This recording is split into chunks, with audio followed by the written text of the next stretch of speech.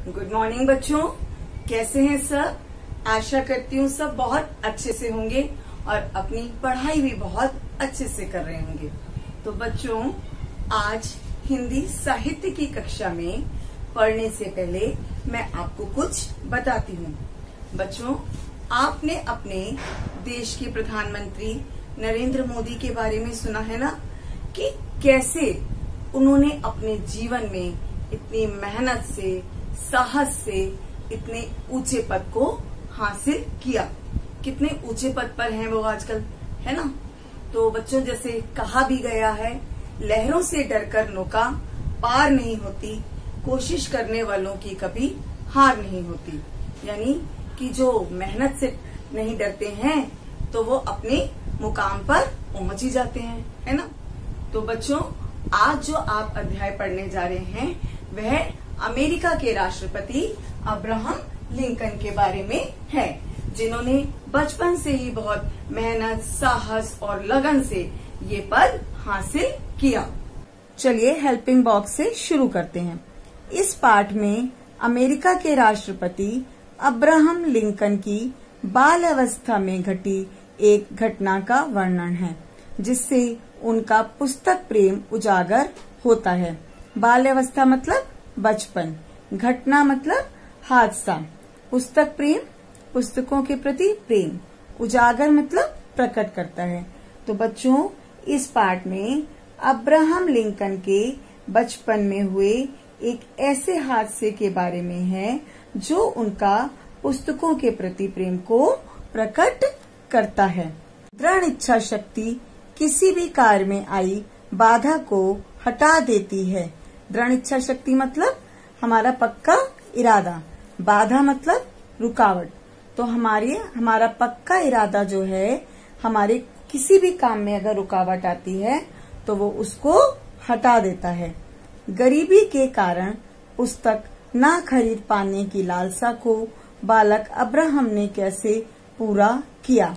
बच्चों, वो गरीब तो थे और उनकी क्या इच्छा होती थी कि वे पुस्तकें खरीदें और उनको पढ़ें, लेकिन गरीबी के कारण वे पुस्तकें ना खरीद सकते थे, ना पढ़ सकते थे। तो इसी के बारे में इस चैप्टर में बताया गया है कि उन्होंने कैसे पुस्तकों को खरीदा और पढ़ा। बहुत पहले की बात है, डियाना अमेरिका के गांव में थॉमस लिंकन नाम का एक मजदूर रहता था। अब्राहम उसी मजदूर के पुत्र थे। तो किसके पुत्र थे अब्राहम? थॉमस लिंकन के, जो कहाँ रहते थे? अमेरिका के डियाना गांव में। एक गरीब मजदूर की संतान होकर भी अब्राहम बहुत विद्या प्रेमी थे और पुस्तकें पढ़ने के शौकीन भी। विद्या प्रेमी मतलब पढ़ने लिखने का शौक रखने वाले। तो उनको किस चीज का शौक था अब्राहम को? पुस्तकें पढ़ने का। खोज खोज कर वह अच्छी अच्छी पुस्तकें पढ़ते थे। ढूंढ ढूंढ कर वो क्या करते थे? बहुत अच्छी अच्छी पुस्तकें पढ़ा करते थे। कभी बीमार पड़ जाते तो अपनी बहन से पुस्तकें पढ़वा कर सुनते थे। देखिए कितना शौक था बच्चों उनको, कि जब वो बीमार होते थे तो अपनी सिस्टर से कहते थे कि मुझे पुस्तक पढ़कर सुनाओ। इनाम या उपहार में रुपए पैसे के बजाय पुस्तकें लेना ही पसंद करते थे।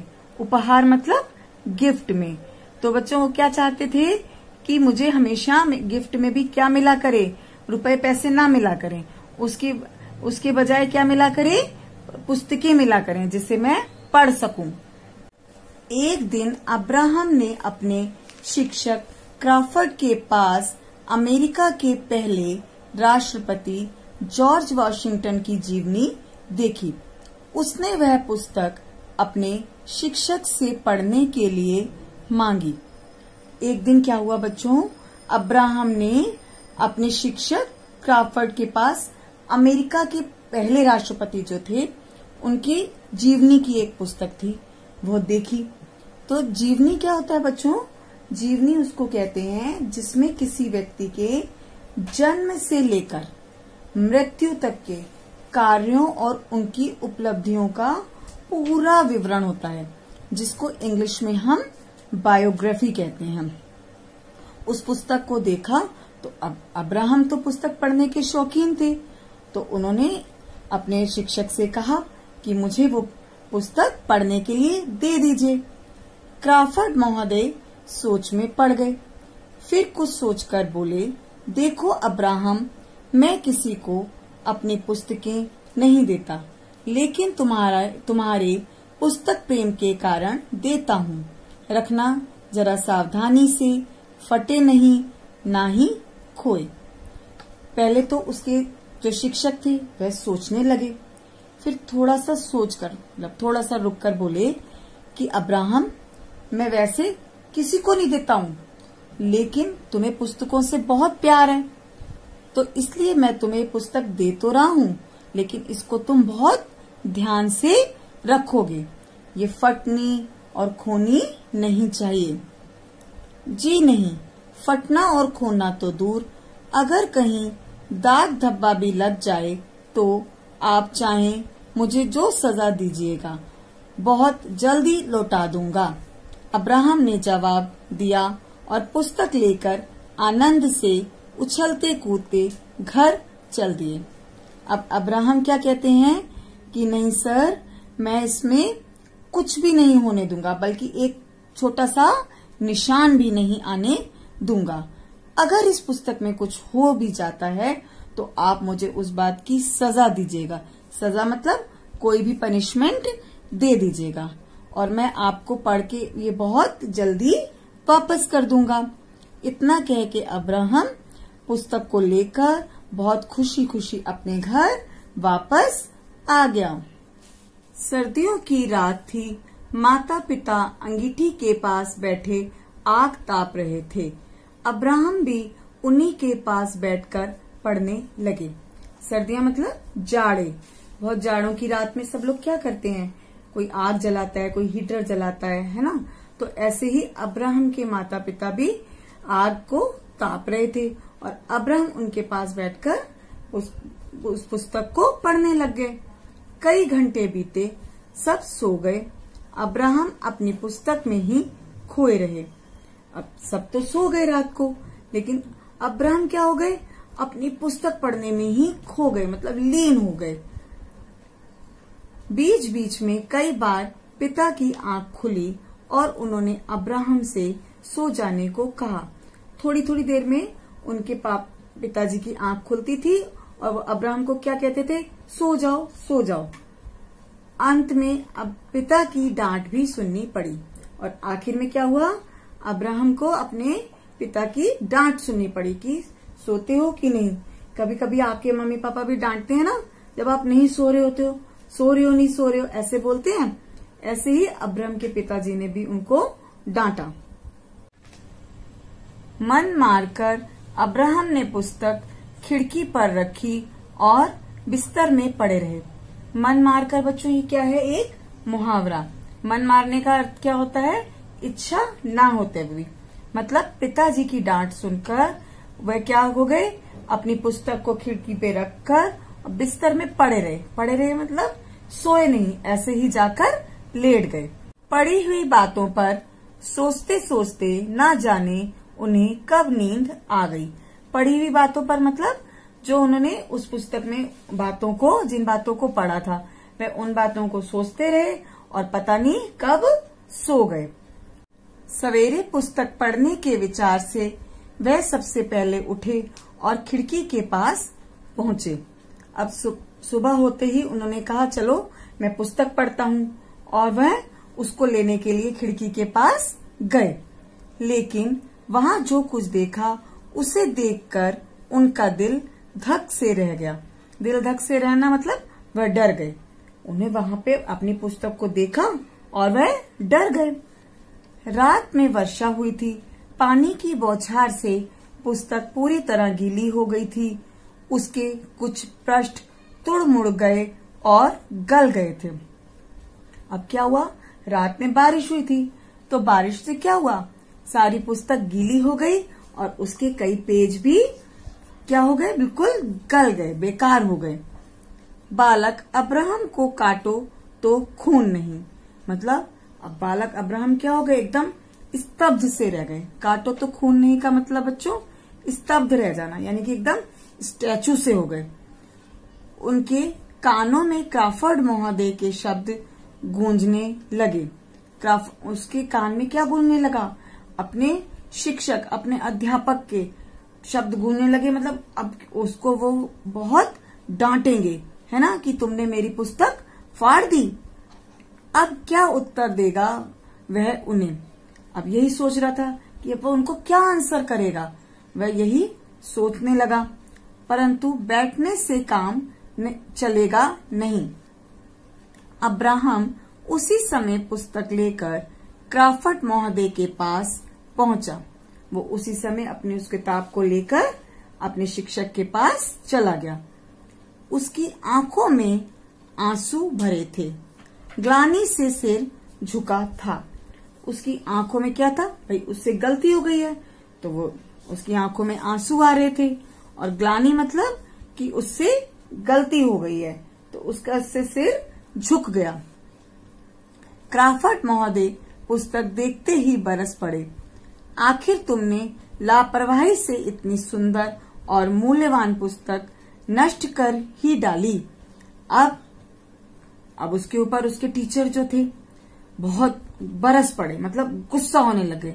देखा, तुमने बिल्कुल भी लापरवाही मतलब बिल्कुल भी परवाह नहीं की और इतनी कीमती, मूल्यवान मतलब इतनी कीमती पुस्तक को फाड़ दिया। इसलिए तो मैं अपनी पुस्तक किसी को नहीं देता। इसलिए उसके शिक्षक कहते हैं कि मैं इसीलिए किसी को अपनी किताब देना नहीं चाहता। आंखें नीची किए ही अब्राहम ने कहा, क्या कहूँ, पुस्तक मैंने खिड़की पर रख दी थी और रात को अचानक पानी बरसा और पुस्तक भीग गई। अब अब्राहम अपनी आंखें नीचे किए हुए अपने टीचर से कहते हैं कि मैं क्या कहूँ, मैंने तो पुस्तक को कहाँ रखा था, खिड़की के ऊपर, और अचानक रात में क्या आ गई, बारिश आ गई, जिससे ये पुस्तक भीगकर खराब हो गई है। इस अपराध के लिए मैं दुखी हूँ। इस अपराध मतलब इस दोष के लिए, अपराध को क्या कहते हैं, दोष, जुर्म, के लिए मैं परेशान हूँ। लज्जित या दुखी होने से काम नहीं चलेगा। तुम्हें मेरी पुस्तक की कीमत अदा करनी होगी। मैं कोई लखपति नहीं हूँ, समझे। अब उसके सर उसको क्या कहते हैं, उसके शिक्षक, कि ये ऐसे काम नहीं चलेगा। मैं कोई इतना अमीर नहीं हूँ, लखपति मतलब कोई अमीर नहीं हूँ इतना। तुम्हें मेरी इस पुस्तक के पैसे कीमत अदा करनी पड़ेगी, मतलब इस पुस्तक के पैसे देने ही पड़ेंगे। लेकिन मेरे पास तो पैसे हैं नहीं। अब अब्राहम तो गरीब थे बहुत। अब उन्होंने कहा कि मेरे पास तो पैसे नहीं हैं। पैसे नहीं हैं तो क्या हुआ, हाथ पैर तो हैं। अब उनके शिक्षक क्या कहते हैं, तो क्या हुआ, पैसे नहीं है, तुम्हारे पास हाथ पैर है ना, बताइए मैं क्या करूं। अब्राहम ने असहाय स्वर में कहा। असहाय मतलब बड़ा हेल्पलेस होकर। तो अब्राहम बोले, तो बताइए मैं क्या कर सकता हूँ। पुस्तक यहाँ रख दो और 3 दिनों तक मेरे खेत में घास काटो, क्राफर्ड महोदय ने अब्राहम से कहा। अब उसके शिक्षक ने क्या कहा उससे, कि तुम्हें क्या करना पड़ेगा, इसकी पनिशमेंट क्या दी जा रही है, कि 3 दिनों तक तुम्हें मेरे खेत में घास काटनी पड़ेगी। बस मैं समझ लूंगा कि मेरी पुस्तक का मूल्य वसूल हो गया है। वसूल मतलब प्राप्त हो गया है। तो बस मैं यही समझ लूंगा कि मुझे मेरी पुस्तक की कीमत मिल गई है। उसके बाद ये पुस्तक भी तुम्हारी हो जाएगी। उसके बाद क्या होगा कि ये पुस्तक जो है मैं तुम्हें दे दूंगा। अब्राहम के हृदय पर रखी हुई चट्टान हट गई। चट्टान हट गई मतलब एक बहुत बड़ा उनके हृदय से बोझ हट गया कि अब क्या होगा, अब उन्हें पुस्तक का मूल्य नहीं देना पड़ेगा। अब उन्हें 3 दिनों तक केवल शिक्षक के खेत में काम करना पड़ेगा। वह प्रसन्नता पूर्वक 3 दिनों तक क्राफर्ड महोदय के खेत में घास काटते रहे। अब वह खुशी खुशी 3 दिनों तक अपने शिक्षक के खेत में घास काटते रहे। चौथे दिन उस पुस्तक को अपने हाथ में लिए घर आकर अब्राहम ने अपनी बहन से कहा, घास काटनी पड़ी तो क्या हुआ, पुस्तक तो अपनी हो गई।